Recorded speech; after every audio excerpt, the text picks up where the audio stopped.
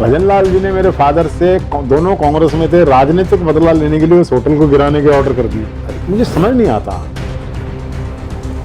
कि बड़ी बड़ी गाड़ियों में घूमते हैं, बड़ी बड़ी कोठियां हैं, इनके होटल हैं, महलात हैं, बड़े बड़े फार्म हाउस हैं, देश विदेशों में जमीन है, इनके बाप दादा छोड़ कर गए थे। शिमला में सेशन हुआ करते थे पंजाब असेंबली का, तो दिल्ली से हमारा मुंशी मेरे पिताजी का एक सीट रोक के लाता था, इस पर बिस्तरा रख, पंडित जी बैठे, फिर पंडित जी आके सोनीपत से उसको बोर्ड करते थे और कालका से सोते हुए शिमला जाया करते। पहले सीट बुक कर लेते। हाँ, पहले सीट बुक करते। ये नहीं था कि भी एक विधायक हैं उसके लिए सीट खाली करिए, ये करिए। वीआईपी कल्चर वो तमाम चीजें नहीं थी। वीआईपी कल्चर नहीं। तब भी मेरे पिताजी चौधरी देवीलाल से मिलने जाते थे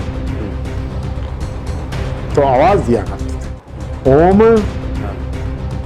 माननीय श्री ओम प्रकाश चौटाला जी को वो इसी नाम से बुलाते थे। अरे पंडित जी आया है, दूध लाओ, इसके लिए ब्राह्मण दूध पिया करते हैं। आया राम गया राम की संस्कृति जो हरियाणा में थी, उसको जो कंसोलिडेट किया गया और उसका एक विकराल स्वरूप आपको देखने को, मतलब बड़ा स्वरूप देखने को मिलता कि पूरी की पूरी पार्टी, जनता पार्टी आके कांग्रेस में सम्मिलित हो गई। कांग्रेस वर्किंग कमेटी के एक मेंबर ने, स्पेशल इनवाइटी हरियाणा से, ये कहा कि राहुल गांधी अगर देश के प्रधानमंत्री बने तो देश का सबसे बड़ा दुर्भाग्य होगा।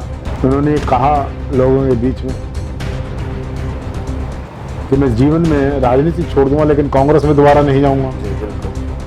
और फिर आए, वो उसी कांग्रेस के दरवाजे पर बैठे हैं और उसी राहुल गांधी जी को वो अपना नेता मानते हैं। ये कतई महत्वपूर्ण नहीं है नैन साहब कि कौन कितनी बार मेंबर पार्लियामेंट, मेंबर एमएलए बना, ये महत्वपूर्ण है। ये महत्वपूर्ण है कि वो जब बना तो उसने कैसा व्यवहार किया। पंडित जी जब बोलने गए तो ये कहा कि मैडम सरकार हमारी बन गई है पिछले दरवाजे से, बहुमत हमारा नहीं आया था, बहुमत हमने मैनेज कर लिया, ओट दिला भजन लाल जी, लेकिन इस 82 की सरकार की कीमत हमें 87 में अदा करनी पड़ेगी। बंसीलाल जी की करनी और कथनी में बहुत कम अंतर था। वो जो बात कमिट कर लेते थे उस बात को पूरा किया कर। 1971 का युद्ध वार पार्लियामेंट सेशन में थी। वाजपेयी जी ने कहा ये इंदिरा नहीं रणचंडी है, दुर्गा है। चुनावी युद्ध में दो हाथ, देश के युद्ध में हम साथ। एक बार चौधरी देवीलाल जी का जन्मदिन मनाया गया करनाल में, बहुत बड़ी रैली की चौटाला साहब ने सरकार में रहते हुए, तो वहाँ जॉर्ज फर्नांडिस आए। जॉर्ज फर्नांडिस ने अपने संस्मरणों में वहाँ बोलते हुए कहा कि एक बार चौधरी देवीलाल से मेरे मतभेद हो गए और उन्होंने मुझे न जाने क्या क्या कह दिया शब्द में। मैंने कहा कि मैं इससे जिंदगी में दोबारा बात नहीं करूँगा चौधरी देवीलाल से। कितने नाराज हो गए? तो 3 दिन बाद मेरे घर पे किसी ने आके बताया कि कोई आपके घर पे बाहर वो लॉन में बैठकर अखबार पढ़ रहा है और आपसे मिलना चाहता है। मैंने देखा चौधरी देवीलाल बैठे। मैं खुद 2024 में मोदी जी को वोट देने के लिए तैयार। हजूर कहता है अभी मैं जंगी घोड़ा हूँ, जंगी घोड़े मैदान में उतारिए। अरे तुम महलों में रहते हो, लोगों ने अरबों खरबों रुपया तुमने लोगों को लूट कर अपनी संपत्ति बनाई है, तुम कौन से जंगी घोड़े हो? तुम तो वक्त की पैदाइश हो, इसलिए खाओ पियो और मौज करो। उन्होंने अपनी गाड़ी में से एक कनस्तर निकाल के दिया जिसमें उनका आटा, दाल और घी था। वैसे था उसके चौकीदार को दे दिया कि मेरी दाल रोटी बना देना।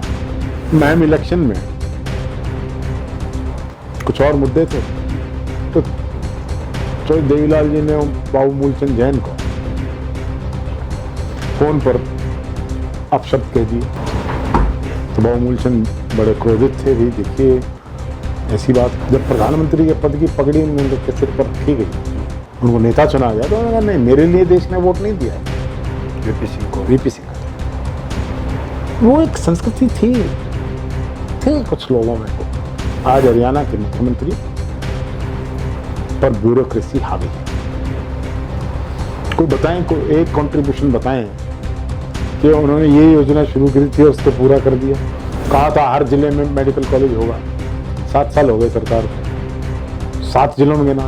बात तो करते हैं पुलवामा की और वो कौन सा वो बालाकोट की, एक सर्जिकल स्ट्राइक चुनाव जितवा रही है। मेरे क्षेत्र में एक भी व्यक्ति ये कह दे, एक भी, कि उसने कभी मुझे सरकारी गाड़ी, लाल बत्ती की गाड़ी, आगे पीछे जिप्सियां चलते हुए गन्नौर क्षेत्र में देखा है, तो मैं राजनीति छोड़ूंगा। नमस्कार, बिंदास हरियाणा के खास कार्यक्रम सीधी बात सुरेंद्र नैन के साथ में आप सभी दर्शकों का स्वागत है। आज के हमारे इस खास कार्यक्रम के मेहमान है कुलदीप शर्मा जी। कुलदीप शर्मा जी हरियाणा विधानसभा में स्पीकर रहे हैं। अगर हम आपके परिवार की बात करें तो बहुत ज़्यादा चुनाव जो लड़ने का रिकॉर्ड है वो भी आपके परिवार के नाम है। 21 चुनाव आपके परिवार ने लड़े हैं।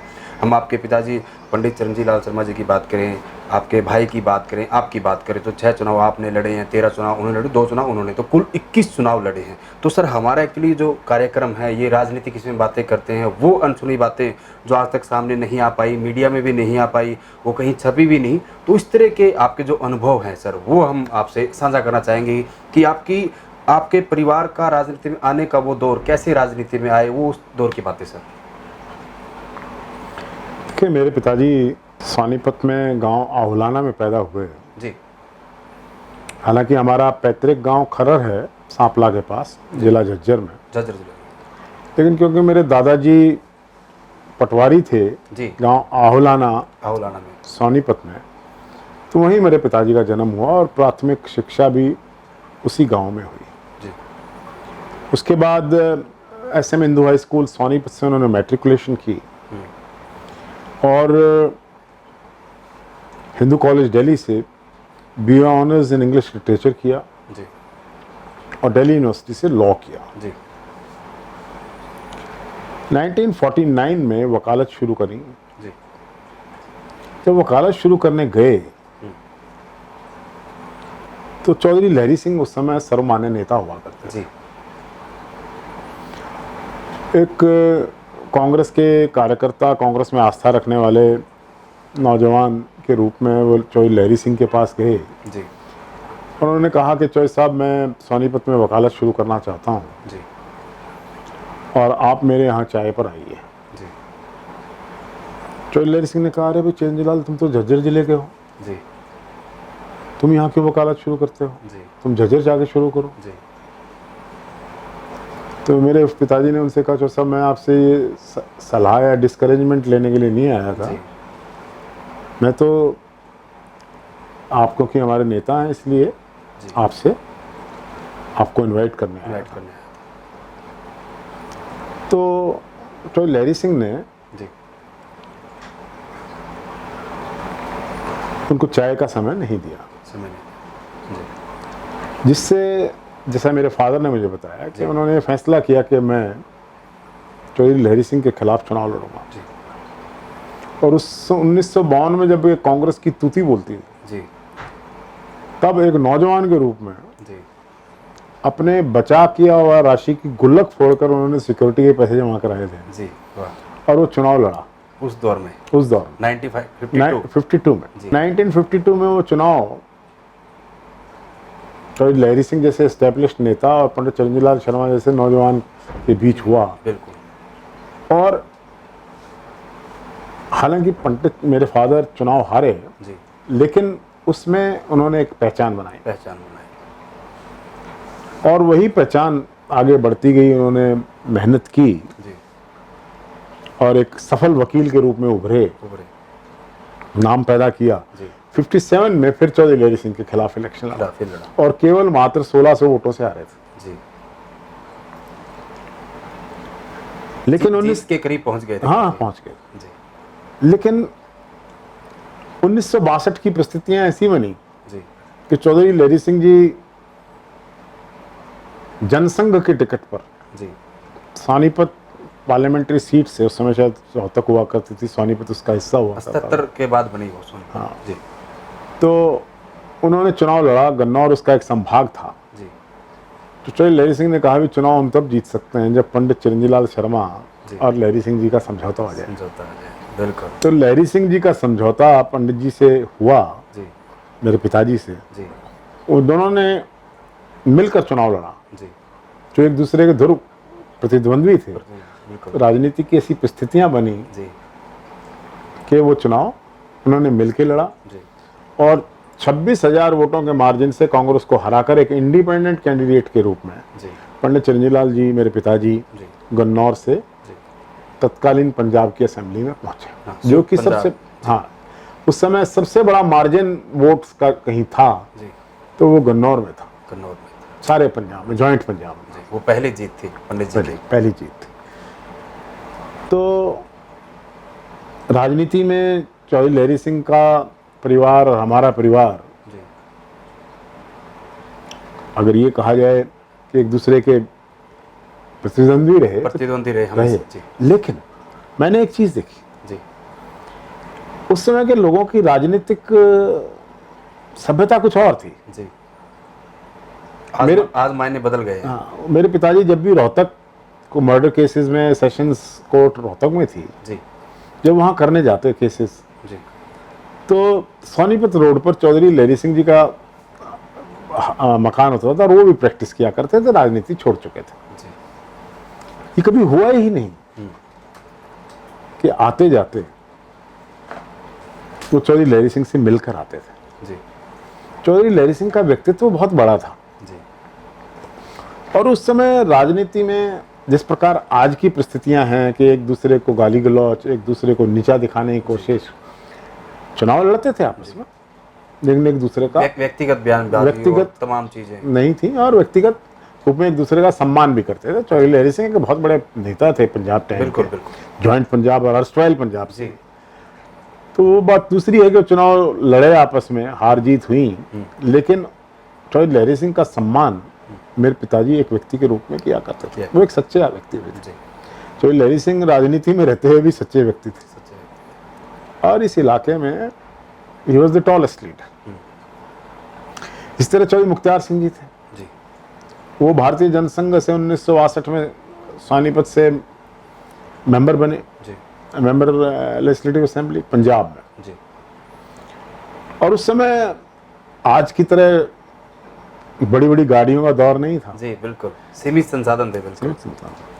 आजकल तो विधायक की पहचान फॉर्च्यूनर गाड़ी से होती है, शुरुआत वहां से होती है। शुरुआत वहां से होती जी है। उस समय चौधरी लहरी सिंह, चौधरी मुख्तार सिंह, जी मेरे पिताजी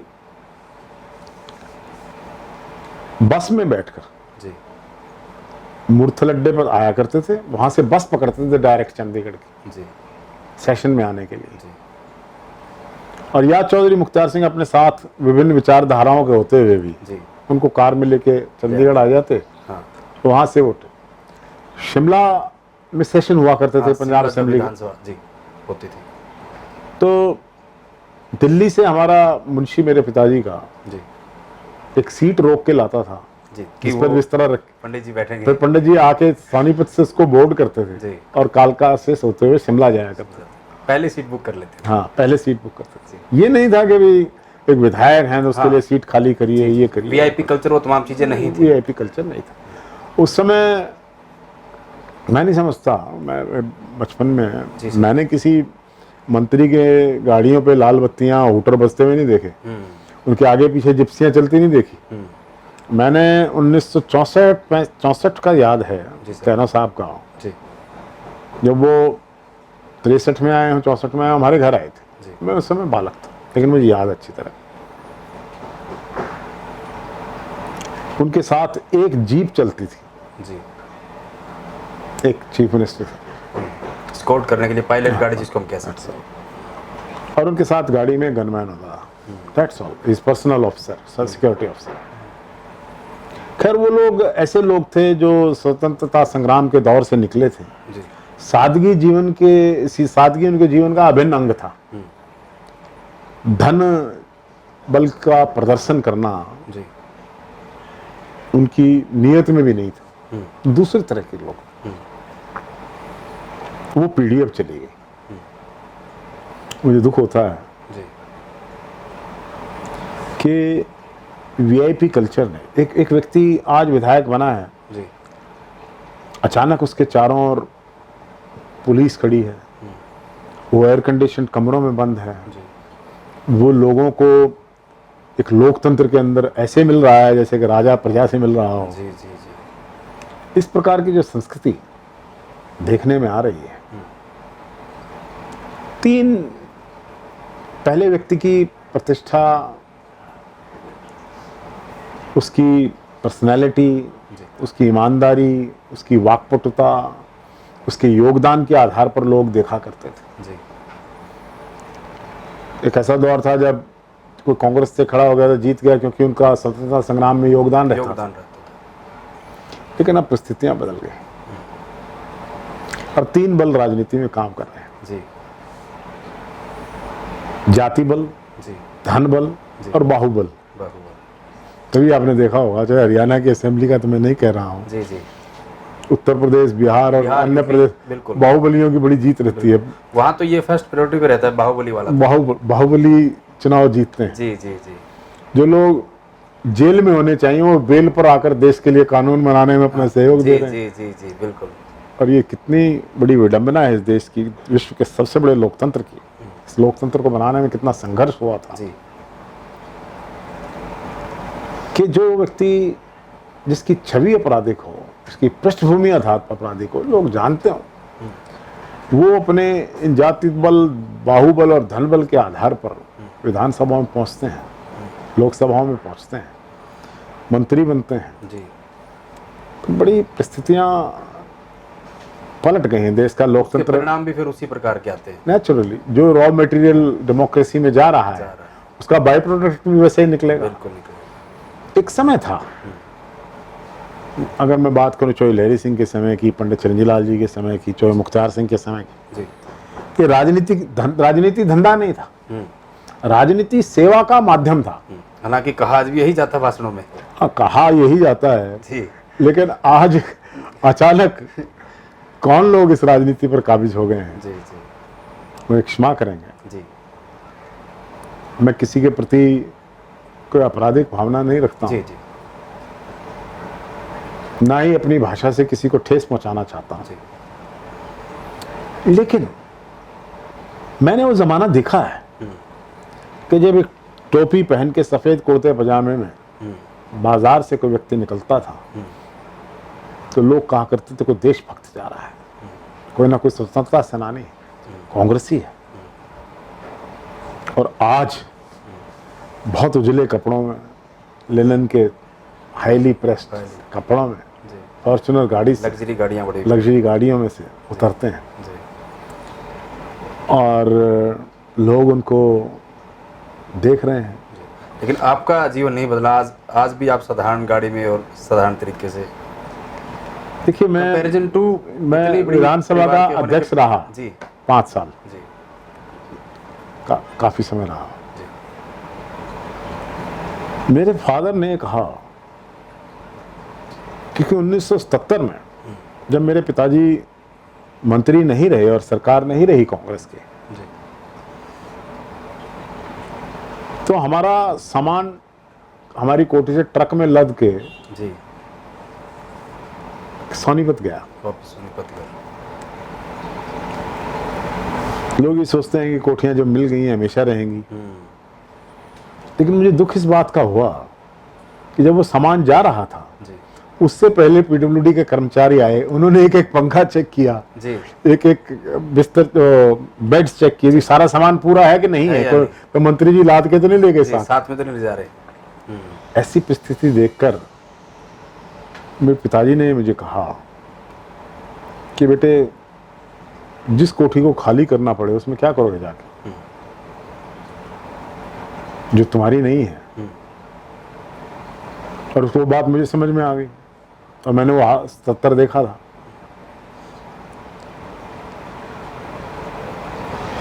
तो मैंने कभी यहाँ पर स्पीकर के तौर पर, डेजिग्नेटेड कोठी होती है स्पीकर की जी, ईयर मार्क्ड होती है जी, मैंने नहीं ली। नहीं लिया बिल्कुल। और मैं फ्लैट में रहा, बिल्कुल मेरा काम फ्लैट में चल रहा था, मुझे कभी कोई बाधा लगी ही नहीं। वीआईपी कल्चर की बात जहां तक हो, जी, अपने बारे में बात कर रहा हूं, जी, मेरे क्षेत्र में एक भी व्यक्ति ये कह दे, एक भी जी, कि उसने कभी मुझे सरकारी गाड़ी, लाल बत्ती की गाड़ी, आगे पीछे जिप्सियां चलते हुए गन्नौर क्षेत्र में देखा है तो मैं राजनीति छोड़ दूंगा। नहीं बिल्कुल, आप ये सच कह रहे हैं, और ये परिवार की परवरिश भी हम तो कह सकते हैं। मेरे फादर ने कहा था, बेटे ये जो गनमैन, बड़ी गाड़ियां, ये तो लोगों से दूर कर देंगे, लोगों से दूर कर देंगे। इसलिए लोगों के बीच में रहना है तो सामान्य। मैं व्यक्तिगत गाड़ी लेके जाया करता था कॉन्स्टिट्यूंसी में, ताकि लोगों को ऐसा, मैंने सुना लोगों से कि किस प्रकार के कल्चर के लोग मुझसे पहले वहां रहे हैं, उसकी वो बात करते थे। तो उस बात ने मेरे दिमाग पर एक गहरी छाप छोड़ी कि इस दूरी को मैं मिटाऊंगा। मैं ओपन दरबार में बैठता था जी। दरबार शब्द अच्छा नहीं है, लेकिन चलो सामान्य तौर पर इस है। प्रचलन है इस शब्द का इस्तेमाल करना। दरबार तो राजाओं के हुआ करते हैं, लोकतंत्र में राजा थोड़ी हैं। तो जो भी बैठते था, मैं ये नहीं था कि मैं एयर कंडीशन में बैठता था, एक एक करके लाइन लगा के लोग आते थे, ऐसा नहीं था। लोगों के बीच बैठता था, और सुबह का टाइम फिक्स था 10 बजे, nobody should wait for me. और शाम को आखिरी आदमी से पूछ कर जाता था। अगर बिजली चली गई तो सबके लिए चली गई, मेरे लिए भी चली गई। मुझे भी पसीना आएगा जो अगर औरों को आ रहा है। I did not cultivate the VIP culture, और लोगों ने इस बात को पसंद किया। बिल्कुल सर। मैं बेशक चुनाव हारा हूं, लेकिन लोगों के दिलों से नहीं निकला। चुनाव हार जीत उसके कई समीकरण बन जाते हैं, कई समीकरण बन जाते हैं। 1972 में मेरे पिता चौधरी बंसीलाल जी की कैबिनेट में पीडब्ल्यूडी एंड रेवेन्यू के मिनिस्टर बने,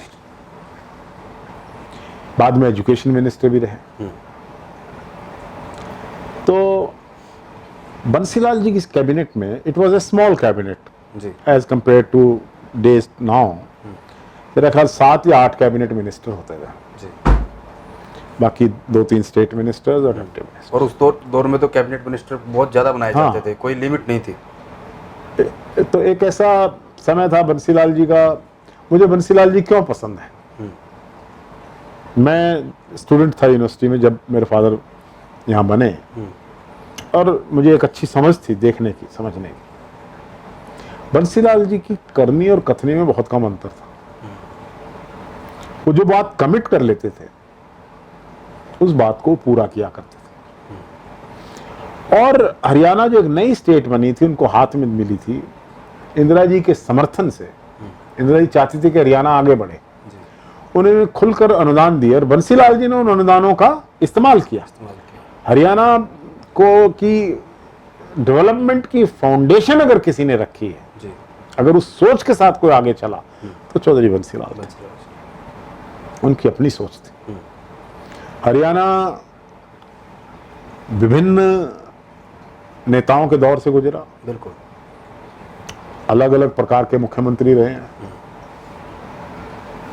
मुझे एक बात समझ में नहीं आती, मुख्यमंत्री बनने के लिए कई कारण भी हुए हैं। हाँ जी।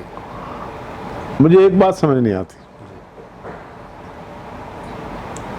कि एक मुख्यमंत्री को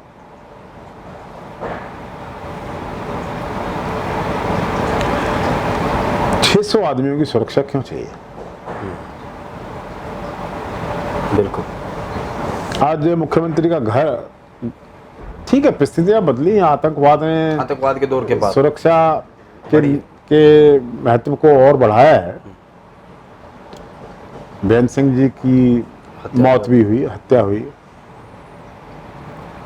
लेकिन चीफ मिनिस्टर के घर जाओ तो मोबाइल बाहर रखो, लाइन में खड़े हो जाओ। और मैं बेबाक कहना चाहता हूँ, जी बिल्कुल, वहां लोगों के खड़ा होने के लिए जंगले लगा रखे हैं, आयरन पाइप से बैरिकेड किया। बिल्कुल, बड़ा मजा आता होगा किसी भी शक्तिवान व्यक्ति को जब देखता होगा भी इस प्रकार से लोगों को बैरिकेड्स के पीछे खड़ा करके वो एक एक करके पकड़ रहे हैं। परंतु ये लोकतंत्र का सही स्वरूप नहीं है। जिन व्यक्तियों ने आपको सम्मान दिया है उनका सम्मान करना चाहिए, क्योंकि ताकत उनकी दी हुई है। जो आदमी लोकतंत्र में रहकर इस बात को पहचान लेता है कि सत्ता लोगों के द्वारा दी गई है, it should go back, get power and give it back to the people. वापस लोगों में वो सत्ता जानी चाहिए। जी उसमें जाने के क्या स्वरूप हैं? क्या आपने अपने कॉन्स्टिट्यूंसी को डेवलपमेंट में कोई योगदान किए हैं? आपने यूथ के लिए कुछ किया है? आपने एक परिवर्तन जो आप चाहते हैं, क्या वो परिवर्तन आपने किया? जी क्या जो डेवलपमेंट के फेस आप देखना चाहते हैं कि वो क्या वो आपने किए? जी ये सारी बातें राजनीति में मायने देख- रखती है। लेकिन अब राजनीति के मायने बदल गए हैं, तो स्थितियां कुछ और हैं। मैं ओल्ड स्कूल से भी हूं, जी न्यू स्कूल से भी। 1983 की घटना याद है मुझे। जी। मेरे पिताजी बेबाक व्यक्ति थे। जी जी बिल्कुल। राजनीति में आप सब लोग जानते हैं उनका जैसा चरित्र रहा है। जी ये कतई महत्वपूर्ण नहीं है नैन साहब जी कि कौन कितनी बार मेंबर पार्लियामेंट, मेंबर एमएलए वाला, बिल्कुल ये महत्वपूर्ण नहीं। बिल्कुल। ये महत्वपूर्ण है कि वो जब बना तो उसने कैसा व्यवहार किया, कैसा व्यवहार किया? उसका क्या चरित्र था, बिल्कुल। उसका क्या योगदान था। जी चाहे वो एक बार बना, एक बार में ही आप ऐसा योगदान कर सकते हैं कि आने वाली पीढ़ियां आपके योगदान को याद रखें, बिल्कुल याद रखिए, मिसालें दी जाएंगी। मिसालें दी जाएंगी। इसलिए इस बात को समझना हर व्यक्ति के बस की बात नहीं है, जी। क्योंकि राजनीति जैसे मैंने कहा सेवा का माध्यम से बदलकर धंधा बन गई। जी अधिक पैसा कमाओ और अधिक पैसा खर्चो फिर इलेक्शन में, जी तो ऐसी परिस्थितियां बनी। लेकिन 1983 की बात है। जी भजनलाल जी कांग्रेस में आ गए थे जी अपने 39 साथियों को लेके, और मेरी सोच ये है, भजनलाल जी अब इस दुनिया में नहीं है, जी उनका मैं बड़ा सम्मान किया करता था, जी कि ये जो टर्निंग पॉइंट आया जी कि आया राम गया राम की आया राम। संस्कृति जो हरियाणा में हरियाणा। थी, जी उसको जो कंसोलिडेट किया गया जी और उसका एक विकराल स्वरूप आपको देखने को मिला, बड़ा स्वरूप देखने को मिला बिल्कुल। कि पूरी की पूरी पार्टी, जनता पार्टी आके कांग्रेस में सम्मिलित हो गई और एक लंबे समय तक ऐसी राजनीति को भी लोगों ने जगह दी। जगह दी। 1983 में इंदिरा जी आई थी, कुरुक्षेत्र में कांग्रेस का सेशन हो रहा था, जी तो मेरे फादर पंडित चिरंजीलाल जी को कहा कि आप बोलिए। जी अब बहुत से लोगों को मैं नाम नहीं लूँगा, जी ये लगता था कि भी ये बोलेंगे तो सच बोलेंगे, इसलिए इनको बोलने का अवसर दिया ही ना जाए। लेकिन इंदिरा जी चेयर कर रही थी, उन्होंने कहा चिरंजीलाल जी बोलेंगे। हाँ तो आगे उन्होंने अनाउंस किया था। पंडित जी जब बोलने गए तो ये कहा कि मैडम सरकार हमारी बन गई है पिछले दरवाजे से, बहुमत हमारा नहीं आया था, जी बहुमत हमने मैनेज कर लिया, ओथ दिला दी भजनलाल जी, लेकिन इस 82 की सरकार की कीमत हमें 87 में अदा करनी पड़ेगी।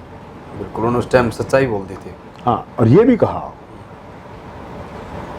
कि भ्रष्टाचार अपनी चरम सीमाओं पर है और लोगों की आंखें बंद नहीं, इस भ्रष्टाचार की भी कीमत अदा करनी पड़ेगी।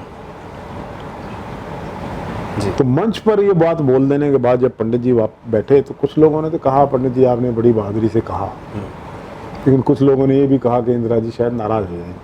तो मेरे पिताजी ने कहा कि सच बोलने में अगर कोई भी नाराज होता है तो मुझे इसी नाराजगी से ना कोई फायदा मिलना है ना मेरा कोई नुकसान कर सकता है। जी इंदिरा जी के बाद दिल्ली गए तो उन्होंने कहा चिरंजीलाल जी ये बात आप मुझे व्यक्तिगत रूप में कह देते, मंच पर प्रेस में चली गई। इंदिरा गांधी जी ने दिल्ली बोला, दिल्ली पंडित जी को। जी पंडित जी ने कहा कि आपने बोलने के लिए कहा और पार्टी के मंच पर अगर आपको, मैडम आप हमारी लीडर हैं, हम सच्चाई नहीं बताएंगे तो अपने लीडर को अंधेरे में रखकर पार्टी को भी नुकसान है, लीडर को भी नुकसान है। जी, और उसका नतीजा देखिए 1987 में कांग्रेस साफ हो गई, भुगतना पड़ा खामियाजा उसका। साफ कर दी लोगों ने, और देवीलाल जी एक प्रचंड बहुमत के साथ सरकार बनाकर आ गए। 1991 में 1987 में बंसीलाल जी देवीलाल जी की सरकार बनी। जी 1989 में इलेक्शंस हुए जी और मेरे पिताजी हालांकि बुरी तरह पार्टी हारी थी, लेकिन वो फिर भी संसद में चुने गए 1989 में, और वो सरकार चल नहीं पाई।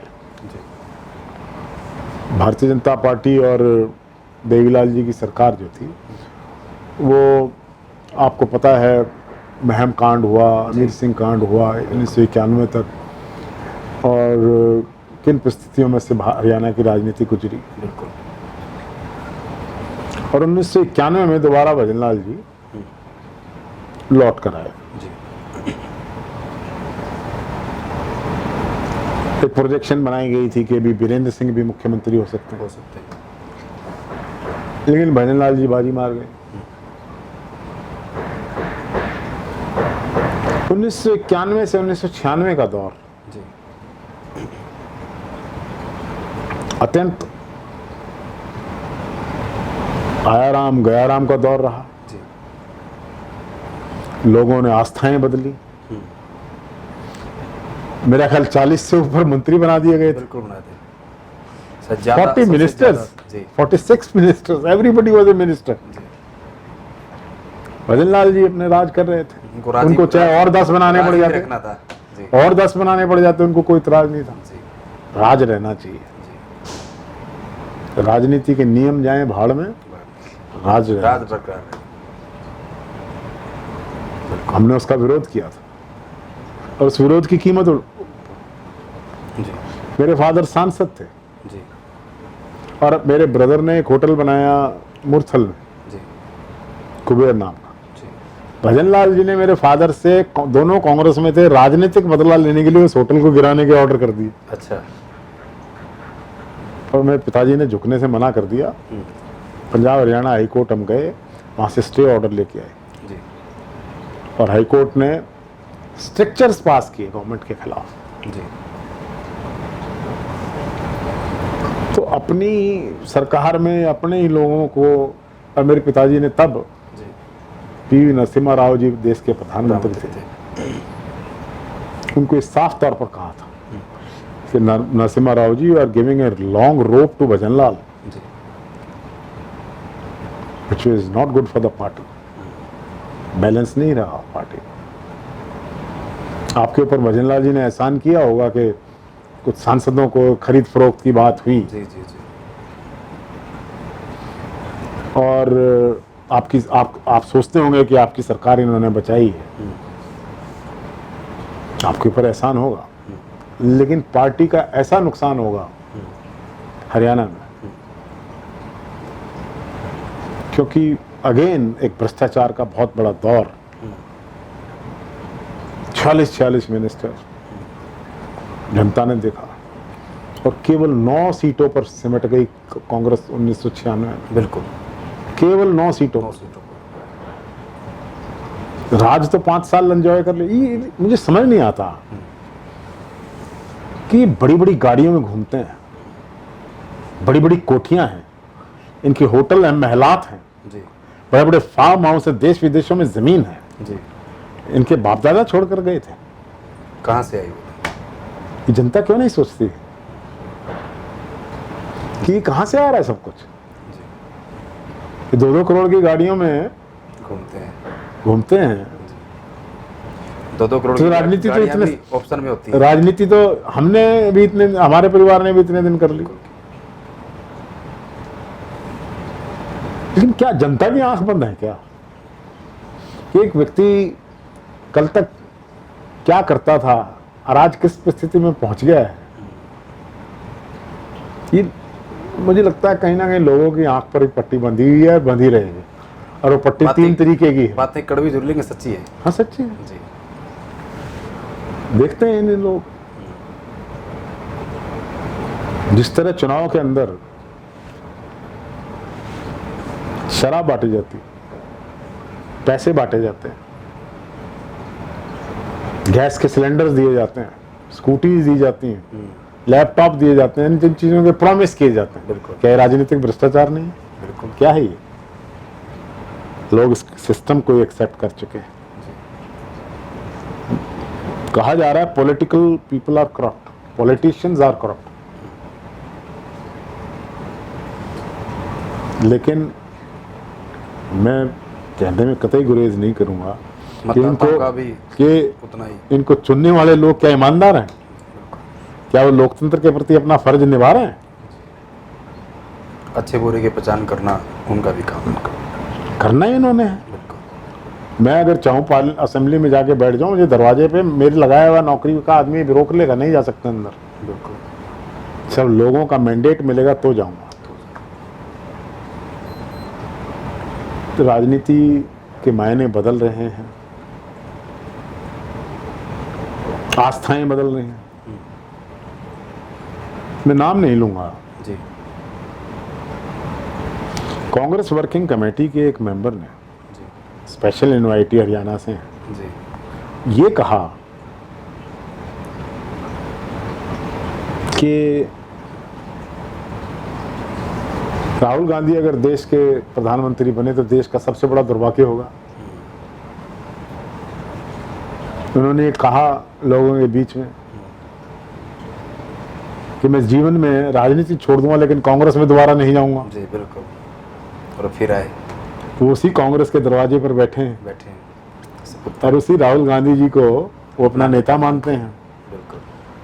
और जनता की समझ यादाश्त इतनी कम है कि भूल गए हैं कि इस व्यक्ति ने क्या कहा था। बिल्कुल। आज वो कहता है अभी मैं जंगी घोड़ा हूँ, जंगी घोड़े मैदान में उतारिए। मैदान में उतारिए। अरे तुम महलों में रहते हो, लोगों ने अरबों खरबों रुपया तुमने लोगों को लूट कर अपनी संपत्ति बनाई है, जी। तुम कौन से जंगी घोड़े हो? जी। तुम तो वक्त की पैदाइश हो, इसलिए खाओ पियो और मौज करो, क्योंकि जनता जो है वो आपसे यही चाहती है कि आप खाओ पियो और मौज करो। सत्ता के दरवाजों पर संघर्ष की एक लंबी कहानी लिखकर, जी। जीवन में पसीना बहाकर लोग राजनीति के संसद और विधानसभाओं के दरवाजों को क्रॉस किया करते थे पब्लिक सर्विस से। बिल्कुल। पंडित नेहरू अगर देश के अंदर उनका इतना बड़ा योगदान रहा, वो किस परिवार से थे? आनंद भवन में रहते थे, 16 एकड़ में उनका महल था। बिल्कुल। विदेशों में he was educated in England. उनके पिताजी देश के सबसे संभ्रांत वकील थे। बिल्कुल। लेकिन वो 9 वर्ष 8 बार जेल गए, 9 वर्ष के लिए। उनको लाठियों से पीटा गया। आज उसी पंडित नेहरू के बारे में, पंडित जी के बारे में, जिस व्यक्ति ने कभी जेल का दरवाजा नहीं देखा है, वो लोग टिप्पणियां कर रहे हैं। वो उन पर टिप्पणियां करते हैं, अभद्र बात कहते हैं, नेहरू को छोटा दिखाने की कोशिश करते हैं। उनके दिखाने से थोड़ी छोटा हो जाएगा नेहरू को। खुद छोटे हैं, जितनी छोटी बात करते हैं। छोटा आदमी छोटी बात। अंग्रेजी कहावत है, small man never grow. Yes. खुद छोटे हैं। और मैं तो एक बात कि आज पंडित नेहरू को अपनी सुविधा अनुसार अपशब्दों का प्रयोग करते हैं लोग। उनमें दम है, जी। तो एक भी शब्द बाबा भीमराव अम्बेडकर के खिलाफ बोल के दिखाएं। यस। उनके पुतले सड़कों पर, चौराहों पर फूकते दिखाई दें। बिल्कुल। लेकिन पंडित नेहरू को कोई भी गाली दे ले, कोई प्रभाव नहीं पड़ने वाला। कभी इनको 62 के लिए जिम्मेदार मानते हैं, कभी किसी के लिए मानते हैं, कभी किसी के लिए मानते हैं। अरे उनके दृष्टिकोण का मुकाबला ये पल भर भी कर पाए, आज देश किस परिस्थिति में पहुंच गया। इस बात को बहुत गंभीरता से आने वाली संतानों को सोचना होगा। देश में 65% युवा लोग,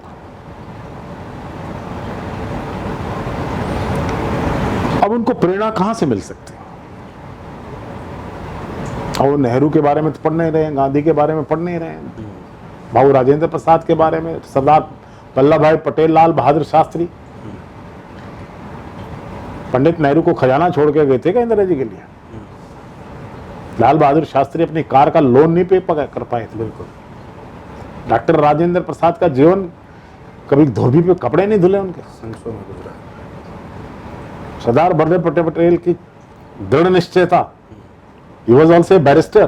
बिल्कुल। उन लोगों का उस बात से वो इतिहास तो लोगों को पता नहीं है। जी। आज की युवा पीढ़ी को कहाँ पता है? बिल्कुल। क्यों इंदिरा जी मरी? जी। इंदिरा जी को क्यों कत्ल किया गया? जी।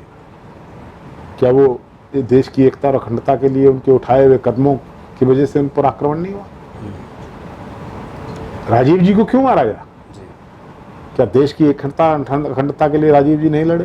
जी। बेअंत सिंह को क्यों उड़ा दिया गया? बिल्कुल। क्या बेअंत सिंह ने पंजाब के अंदर आतंकवाद को समाप्त करके शांति स्थापित नहीं की? लेकिन उनको अपने जीवन देकर इसकी आज युवाओं को प्रेरणा लेने के लिए बहुत स्रोत हैं। इसलिए आज की पीढ़ी के राजनीतिज्ञ से क्या प्रेरणा लें? आज की राजनीतिक लोगों से जब प्रेरणा मिलती है तो बड़ी कारें, बड़ी कोठियां, स्कूल बंद, शराब के ठेके खुले। मतलब आज के लोगों को क्या प्रेरणा मिलेगी? इसलिए मैंने, अगर आप मुझसे ये कहें कि मैंने अपने जीवन को ऐसा क्यों बनाया, देखिए एजेंट ऑफ चेंज दुनिया में बनना पड़ता है। बहुत ज़्यादा नहीं हुआ करते हैं। आप बनिए, आप अपने जीवन को लोगों के सामने एक ऐसे उदाहरण स्वरूप रखिए कि लोग उसको देख सकें कि नहीं ऐसे भी हो सकता है। और जो परिस्थितियां बन रही हैं वो निराशाजनक है। भारतीय जनता पार्टी का कांग्रेसीकरण हो चुका है। आज भी भारतीय जनता पार्टी भी एक व्यक्ति की पार्टी है, अगर कोई कहे तो।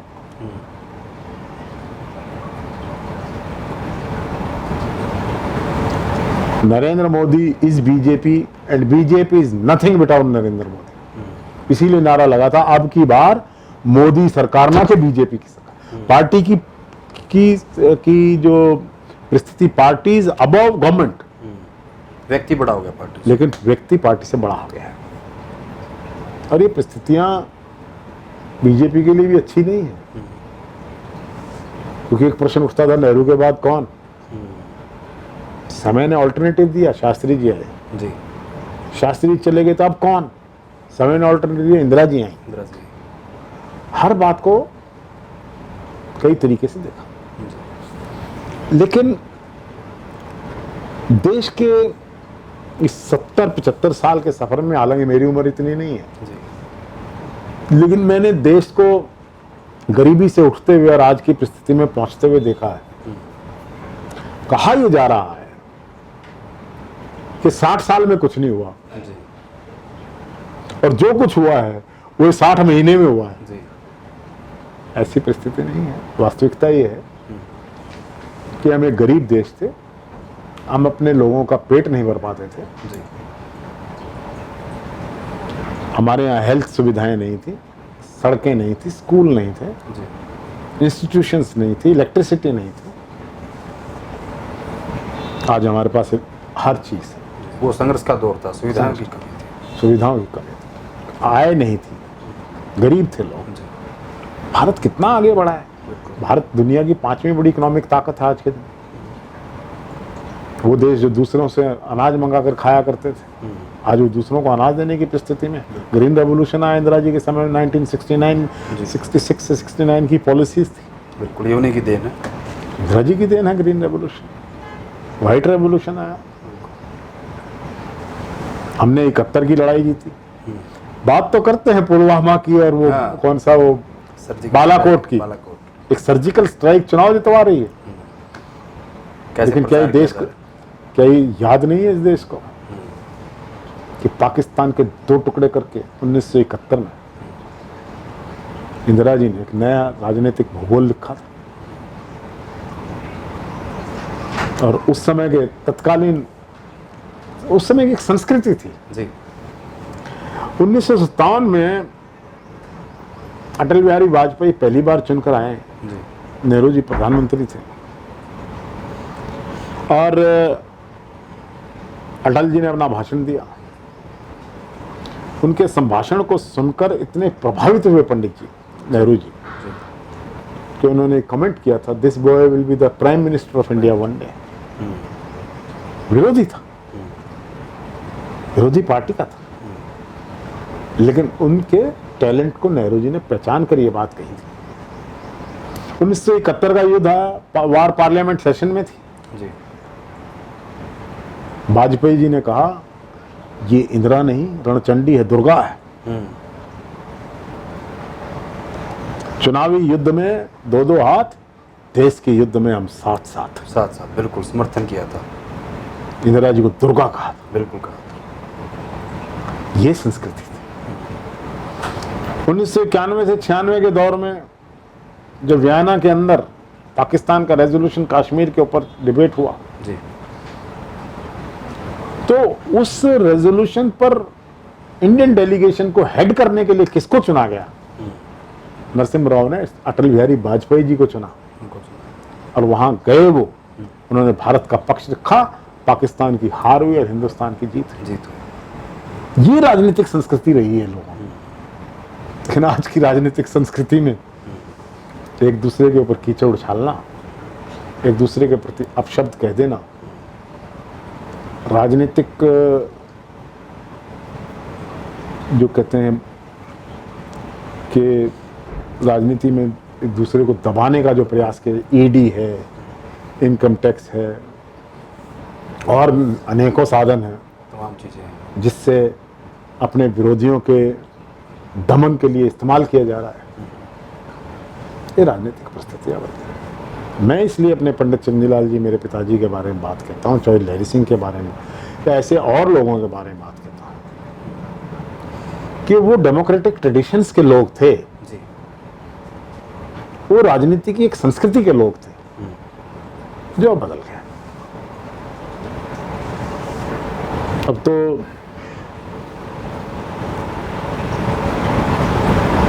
किस प्रकार की राजनीति है वो आपके सामने है। जी लेकिन आप जो भी जिम्मेदारी वोटर की है, वोटर की वो देश के सबसे बड़े जनतंत्र का निर्माण करने जा रहे हैं, जी सबसे बड़ी जिम्मेदारी उनकी है।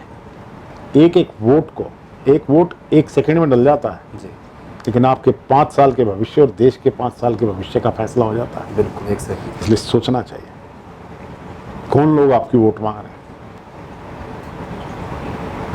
जो आज शराब पिलाएगा, पैसा बांटेगा और चीजें बांटेगा, वो कल को राजनीति के माध्यम से इन चीजों को वापस प्राप्त करेगा वापस प्राप्त करेगा और फिर खर्चेगा।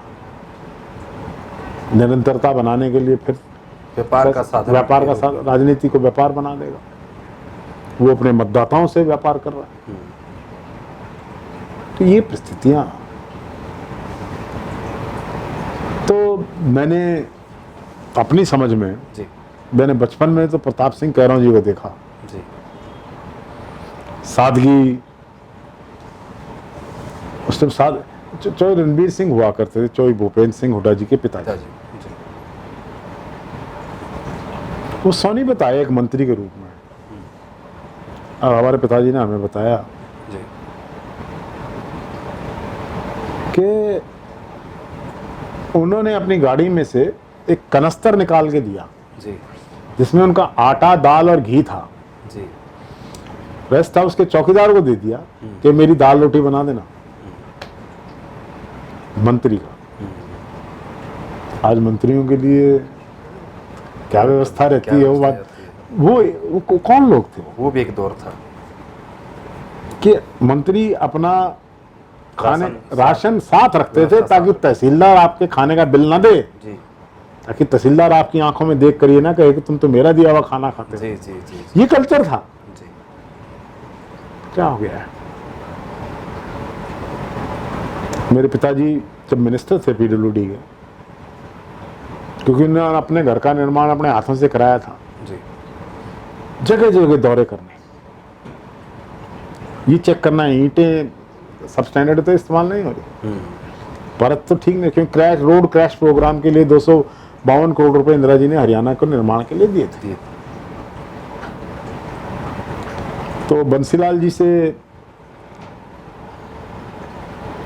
किसी ने पूछा जी कि पंडित चिरंजीवी लाल को आपने पीडब्ल्यूडी मिनिस्टर क्यों बनाया है, सबसे बड़े बजट का डिपार्टमेंट है। कहने अभी बात ये है, ईमानदार आदमी है, ना खाएगा ना खाने देगा, सड़कों का निर्माण हो जाएगा। तो ये सोच हुआ करती थी कि किसको डिपार्टमेंट देना है, कौन आदमी डिपार्टमेंट के लिए न्याय करेगा, काम करेगा, डिपार्टमेंट को दिशा देगा। और आज के बाद अब जो पीडब्ल्यूडी मिनिस्टर बन जाएगा जी उसकी दिशा और दशा ही बदल जाती है। बिल्कुल। पता नहीं कैसी परिस्थितियां बदलनी, दुर्भाग्य है देश का। सड़कें बनाने बने माला माल हो जाता है। अब दावे किए जा रहे हैं कि देश में 8 करोड़ गैस कनेक्शन उज्ज्वला योजना के तहत दिए। ठीक है, दिए, मानते हैं दिए, लेकिन देश के अंदर 56 करोड़ गैस कनेक्शंस हैं, 48 करोड़ किसने दिए? बड़ी बात। देश के प्रधानमंत्री ने दावा किया 18,753 गांवों को बिजली देके देश में संपूर्ण विद्युतीकरण कर दिया गया है। 60 साल में कुछ नहीं हुआ। मैं प्रधानमंत्री जी से पूछना चाहता हूं, प्रधानमंत्री जी, देश में 7 लाख गांव हैं, 6,82,000 गांव में बिजली किसने दी? आपने दी। आप तो खुद ही कह रहे हो 18,000 को दिया आपने। वाजपेयी जी का भाषण था विधानसभा लोकसभा में कि मुझसे पहले भी सरकारें नहीं है और मेरे से पहले बनने वाली सरकारों में भी अच्छे काम हुए। देश आज जिस परिस्थिति में पहुंचा, मुझसे पहले बनने वाली सरकारों, मीनिंग देयर बाई कि अपने से पहले जिन लोगों के कॉन्ट्रीब्यूशंस थे उनको भी याद करो। ये ना कहो कुछ नहीं हुआ।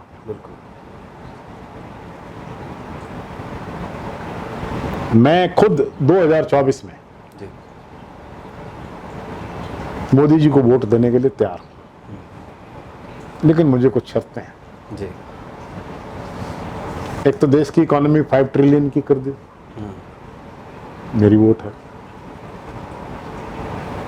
10 करोड़ लोगों को रोजगार दे दो, 11 करोड़ का निकल गया रोजगार, मेरी वोट आपके साथ। जो कि वादा भी था। किसानों की आमदनी 2022 में दुगनी कर दो, मेरा वोट आपके लिए। वो भी इनका वादा था जी। और न जाने कितने ऐसे वायदे हैं जो आपने देशवासियों से किए हैं, वो पूरे कर दो और वोट ले लो। देश की इकोनॉमी का क्या हाल है, अनएम्प्लॉयमेंट सर चढ़कर बोल रही है, किसानों का क्या हाल है, आंदोलन हो रहे हैं, व्यापारी का क्या हाल है, छोटे व्यापारी का क्या हाल है, trade and commerce and industry का क्या हाल है, इंडिया की जीडीपी का क्या हाल है। क्या ये विषय नहीं है? बिल्कुल।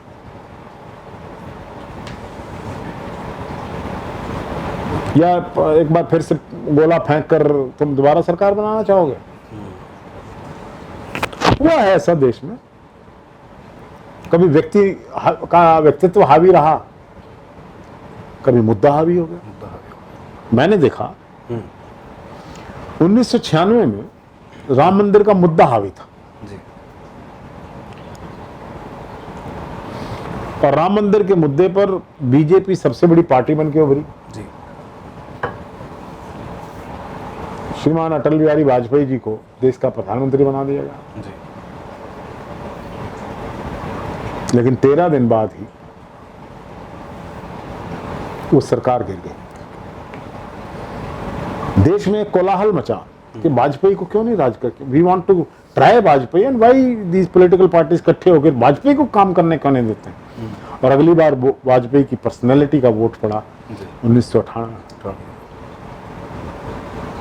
देश देखना चाहता था कि वाजपेयी को पूर्ण बहुमत दें, दिया नहीं, दें जी, ताकि वो देखें देश के लिए क्या कर सकते हैं।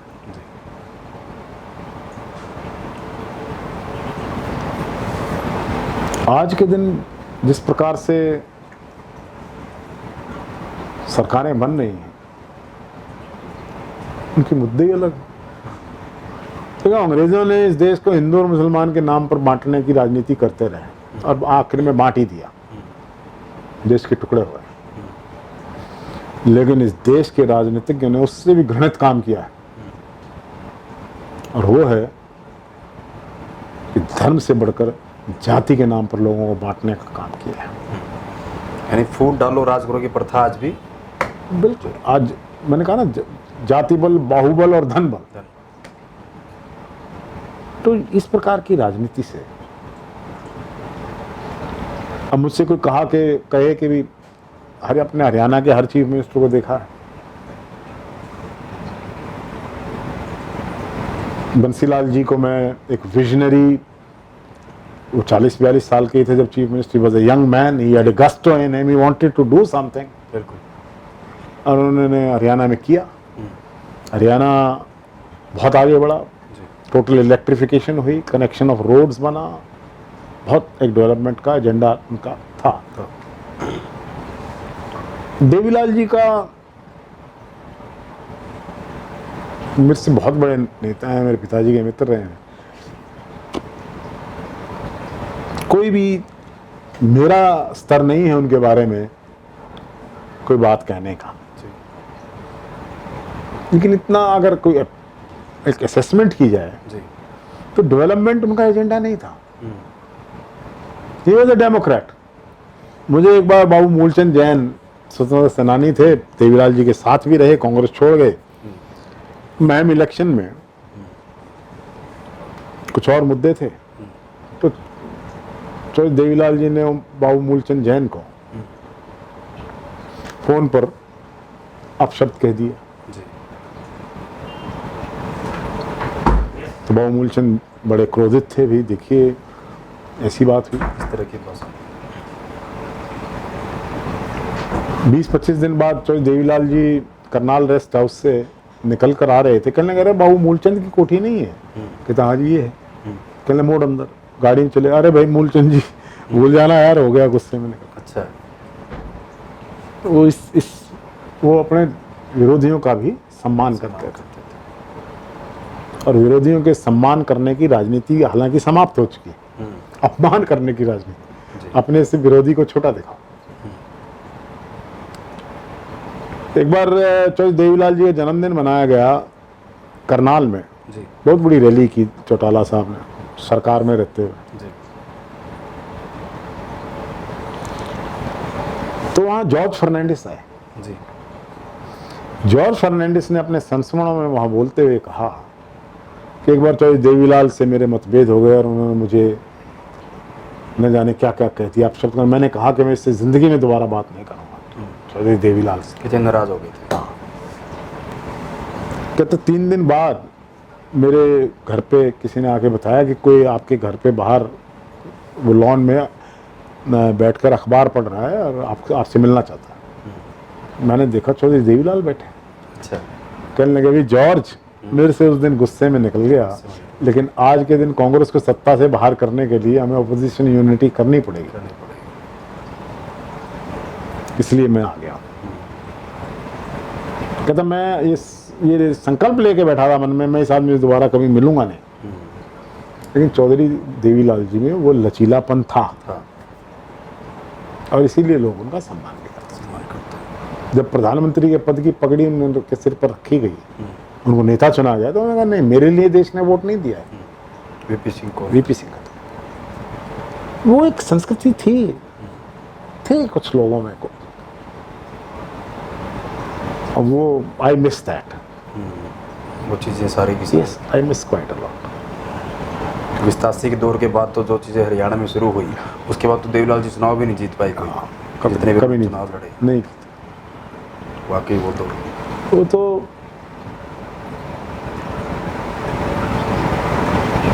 अब परिस्थिति ये रही है, संस्मरणों की बात आप कर रहे हैं जी, कि चौधरी देवीलाल जी को बंसीलाल जी के समय में, in order to placate him, Khadi board का चेयरमैन कैरो जी के समय में बना दिया, डिप्टी मिनिस्टर बना दिया, उनसे विरोध होते हुए बना दिया। और 1962 में प्रोग्रेसिव इंडिपेंडेंट पार्टी का एक संगठन बना जिसके नेता चौधरी देवीलाल बने, मेरे फादर उसके जनरल सेक्रेटरी बने। अच्छा पंडित जी, इकट्ठे काम किया, एक पार्टी में काम किया, एक पार्टी, एक संगठन में काम किया, एक दूसरे का बड़ा सम्मान करते। जब भी मेरे पिताजी चौधरी देवीलाल से मिलने जाते थे तो आवाज दिया करते थे, ओम। हाँ, माननीय श्री ओम प्रकाश चौटाला जी को वो इसी नाम से बुलाते थे। अरे पंडित जी आया है, हाँ, दूध लाओ, इसके लिए ब्राह्मण दूध पिया करते हैं। हाँ, दूध पिया। इस तरह एक अपनियत, अपनापन अपनापन लगता था, क्या लगता था। बड़ा सम्मान करते। मैं और मेरे ब्रदर गए चौधरी देवीलाल के पास, अशोक जी और आप। हाँ, 87 के बाद। जी। वो 100 नंबर में दिल्ली में लोधी रोड पे अपनी कोठी के लॉन में घूमे। चौटाला साहब उस समय मुख्यमंत्री बन गए थे। दोनों से मिले, पंडित चंद्रलाल जी के बेटे। हाँ भैया, बोला जी हम क्या करें। मैंने पूछा, मेरे ब्रदर ने, तो उन्होंने कहा भाई राजनीति में तो लोगों में जाओ, गो टू द पीपल। ये उनका मूल मंत्र था, लोगों के बीच रहो, लोगों के बीच। तो एक ऐसे मुख्यमंत्री भी देखे, फिर एक ऐसे मुख्यमंत्री आए, 10-12 साल वो भी रहे, चौधरी भजनलाल जी। उनके समय में किस प्रकार की राजनीतिक संस्कृति रही है,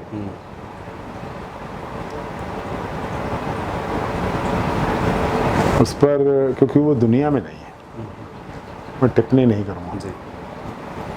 उनके लिए सम्मान के शब्द ही कहूंगा। वो भी बहुत लचीले थे, जिसको अपना मान लेते थे उसकी पूरी मदद करते थे, सम्मान करते थे। फिर चौटाला साहब का दौर आया। जी। चौटाला साहब भी हमारे से बहुत बड़े हैं।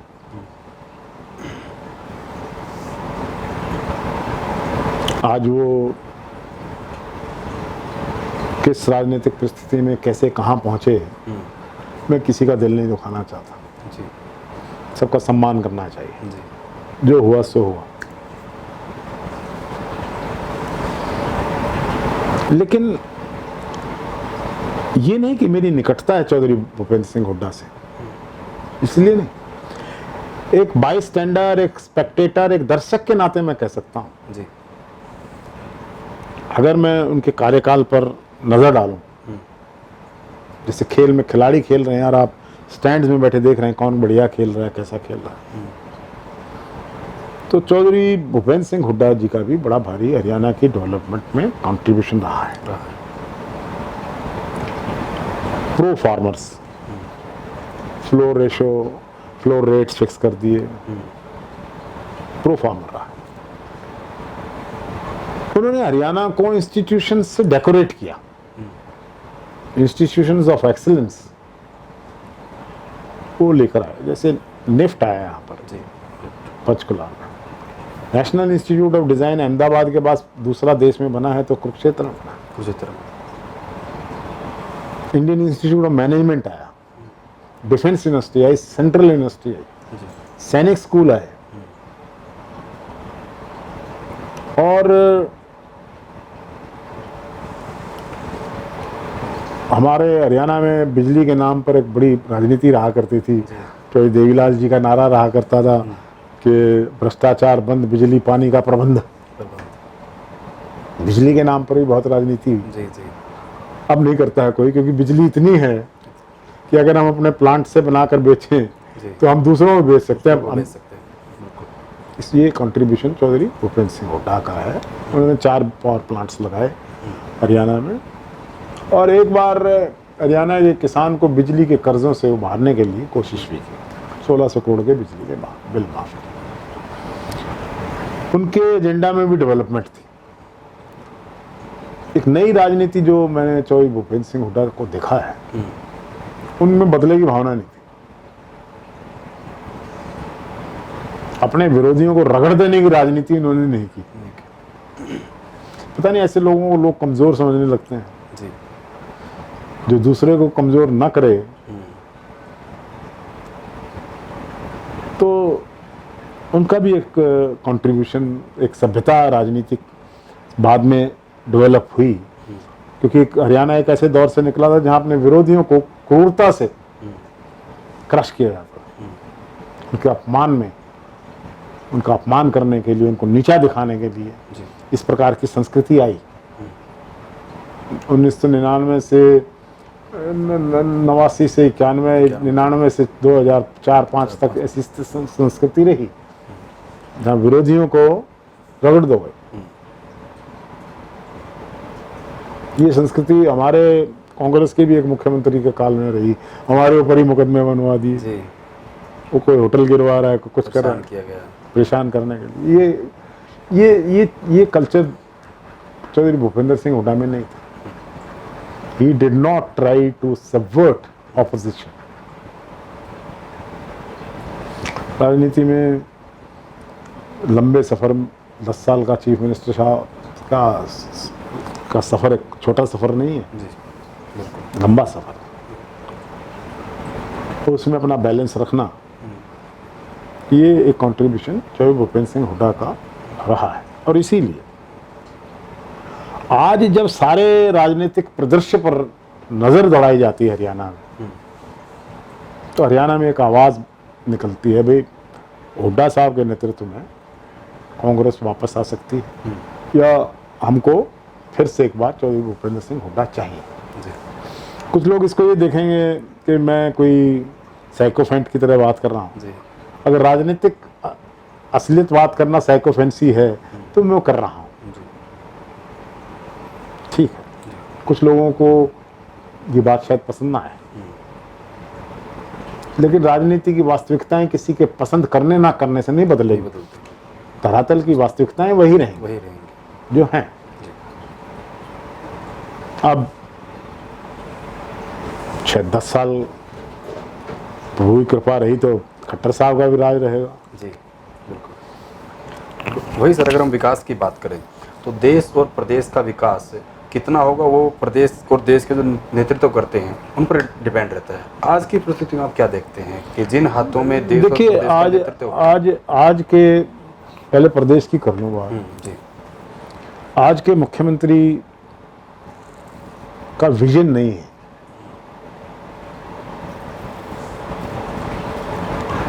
जब आदमी में स्वयं में टैलेंट नहीं होता है ना, तो उसकी निर्भरता ब्यूरोक्रेसी पर बढ़ जाती है।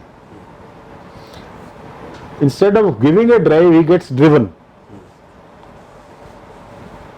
दूसरे को ड्राइव करने के बजाय खुद ड्राइव हो जाते हैं, और यही ब्यूरोक्रेसी का खेल है। आज हरियाणा के मुख्यमंत्री पर ब्यूरोक्रेसी हावी है। कोई बताएं, कोई एक कंट्रीब्यूशन बताएं कि उन्होंने ये योजना शुरू करी थी और उसको पूरा कर दिया, पूरा निजामा पहनाया हो। कोई इंस्टीट्यूशंस आई हैं, एजुकेशन के सेक्टर में क्या कंट्रीब्यूशन है? आफ्टर ऑल स्टेट तो डेकोरेट एजुकेशन इंस्टीट्यूशन से ही होगी, क्या है बताएं। कहा था हर जिले में मेडिकल कॉलेज होगा, 7 साल हो गए सरकार को, 7 जिलों में गिना दें, एक में गिना दें जो इन्होंने बना दिया हो। कुछ नहीं, सोच नहीं। इनका एजेंडा है भाईचारा खत्म करो, जात पात की राजनीति करो, और अपना उल्लू सीधा रखो, लोगों को बांट के रखो। That is the politics of BJP. Divide people on the basis of religion, cast.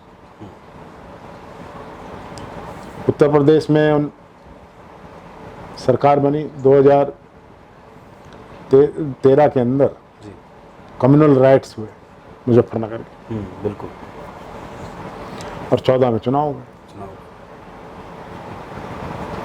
वहाँ की 2 मेजर कम्युनिटीज को आपस में लड़वा दिया गया, बांट दिया गया। 90 सीटों में 67 सीटें बीजेपी जीत गई। मैं समझता हूँ कि इससे बड़ा राजनीतिक द्रोह काल कभी हो नहीं सकता, कि आपने राजनीतिक उल्लू को सीधा करने के लिए आप लोगों को लड़वाओ। राजनीति की वास्तविकता को पहचानो। इस देश में 21 करोड़ मुसलमान हैं। क्या चाहते हो तुम? उनको निकालना चाहते हो देश से, या देश के टुकड़े करना? क्या करना चाहते हो? तुम कुछ नहीं करना चाहते। तुम चाहते हो कि ये यहीं रहें और इससे झगड़ा रहे, और झगड़ा रहकर तुम्हें वोट मिले। हिंदू मेजोरिटेरियनिज्म की पॉलिटिक्स पे आप काम कर रहे हैं, बीजेपी काम कर रही है। तुष्टीकरण तुष्टीकरण तुष्टीकरण तुष्टीकरण। अरे अब तो 7 साल से तुम्हारी सरकार है, कौन कर रहा है तुष्टीकरण? राष्ट्रवादी, देशभक्त, मतलब पहले क्या लोग देशभक्त नहीं थे इतनी सारी? राष्ट्रवादी बात करना, देशभक्ति की बात करना आज के दिन अपराध है। आज के दिन हिंदू और मुसलमान की बात करो, जाट और गैर जाट की बात करो, वोटें मिलेंगी जी। राजनीतिक फसल काटो इस तरीके से लोगों को लड़ाकर, आज के दिन थोड़ी है। तो ये जो राजनीति है, अगर मैं ये बात कह रहा हूं जी, तो कुछ इतना खोखला आदमी नहीं हूं। मजबूती से आदमी वही बात कर सकता है जिसमें अंदर कोई मजबूती रहे। निकाले हमारे अंदर कोई कमी। आफ्टर ऑल सन 52 से लेकर और 2021 में 69 साल की राजनीति हो गई हमारे परिवार की। एक युग बीत गया, कोई एक आरोप तो लगाए, लगाओ।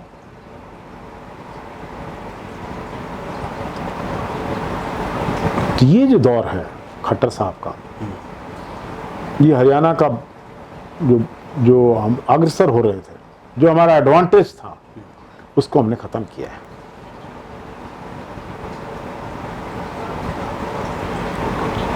मिनिस्ट्री में कोई टैलेंट नहीं है, कोई ड्राइव नहीं है, और इसी की वजह से जब 75 पार का नारा लगा तो 10 मंत्री हारे, सारे वरिष्ठ नेता हार गए। बिल्कुल हारे। अगर इन्होंने कुछ किया होता, भारतीय जनता पार्टी का प्रदेश अध्यक्ष 55,000 वोटों से हारा है जी। कौन कौन आ रहा है, किस किस आ रहा है, आपको सारा पता है, सारे हरियाणा को पता है। और जो बच गए उनको अपनी खैर मनानी चाहिए। कांग्रेस एकजुट होकर अगर चुनाव लड़ती समझदारी से, सही निर्णयों के साथ, सही नेतृत्व के साथ जी, तो पिछला चुनाव में भी कांग्रेस की सरकार खामियां रही हैं, चाहे टिकट वितरण हो या सही निर्णय नहीं रहा, ना नेतृत्व का, ना टिकटों का, इसके कितने संभाग बना लीजिए, जिसकी वजह से आज भारतीय जनता पार्टी दोबारा सत्ता में। 75 पार हुए नहीं, 40 पार भी आधे रह गए जी। और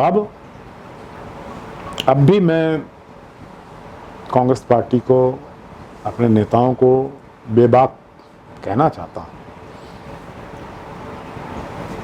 कि सही निर्णय लें तो जीत आपकी हो।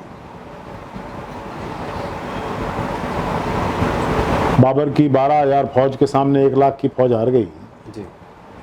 क्यों हारी? रॉन्ग स्ट्रेटजी, नेतृत्व, सही निर्णय ना लेना। अहमद शाह अब्दाली के सामने मराठे हार गए। बड़े थे मराठों के पास, ज्यादा फौज थी, लेकिन सही निर्णय, सही वक्त पर निर्णय उसको नहीं ले सके। इसकी वजह से हम भी आज अगर विपक्ष में बैठी है कांग्रेस, तो ये हमारी अपनी कमी है, कोई भारतीय जनता पार्टी की जीत नहीं है।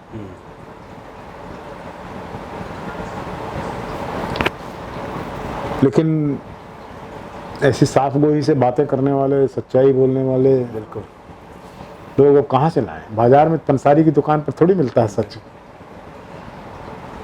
आपके चरित्र में इस प्रकार का निर्माण होना चाहिए कि आप में सच बोलने की शक्ति हो। क्या क्या है, नहीं विधायक रहेंगे तो क्या हो जाएगा? महात्मा गांधी तो एक बार भी नहीं रहे, मेंबर पंचायत भी नहीं रहे। देश उनको राष्ट्रपिता कहता है। विनोबा भावे कभी मेंबर पंचायत नहीं रहे, देश उनको राष्ट्र के संत के रूप में देखता है। जयप्रकाश नारायण कभी किसी भी पद की इच्छा जीवन में नहीं की, लेकिन वो राजनीति के चेंज के सबसे बड़े सूत्रधार बने। लोग उनको याद करते हैं, उनके कंट्रीब्यूशंस को याद करते हैं। आपको ऐसा करने जीवन में करने की सोचनी चाहिए। मेरे कहने से कोई सोचेगा नहीं, जी जिस तरह सोचते हैं वैसे ही सोचेंगे। कहेंगे पंडित जी जो है जी ये राजनीतिक गीता पढ़ रहा है, कोई नहीं सोचेगा। ये सर वो चरित्र में झलकती भी है चीज़ें जो आप जानते नहीं, हैं जब वो दूसरे तरीके का, जब हमारा देश के मतदाता को ही भ्रष्ट कर दिया गया है, तो रॉ मटेरियल ऑफ डेमोक्रेसी ही खराब है, तो जो जिससे भवन बनेगा वो कैसे ठीक हो सकता है? आदत को इनकी खराब कर दिया। ये बड़ा सिस्टमेटिक तरीके से राजनीतिक व्यक्ति ने, चाहे वो किसी भी दल का था, कोई भी है, जी सबको एक तरीके से देखता हूं, उसने लोगों को बांटकर अपनी राजनीति करने की नई राह पकड़ ली। सेवा अब माध्यम नहीं है, जी ना इन लोगों की नजरों में कोई सेवा का इतना बड़ा महत्व रह गया है। पता नहीं किस तरफ ये देश जाएगा, चिंता है। तो बिल्कुल ये थे पूर्व स्पीकर कुलदीप शर्मा जी। सारा कुछ आपने सुना, मुझे तो कुछ भी बोलने की आवश्यकता नहीं पड़ी, और ये शायद पहला इंटरव्यू है कि मैं चुपचाप इनको सुनता रहा, और जैसा मुझे अच्छा लगा, जैसे मुझे मज़ा आया, और वो चीज़ें, वो पुरानी चीज़ें, राजनीति की किस तरीके की राजनीति होनी चाहिए और आज के मायने क्या है, वो आप सभी को आपने सुना, तो वाकई अच्छा लगा होगा।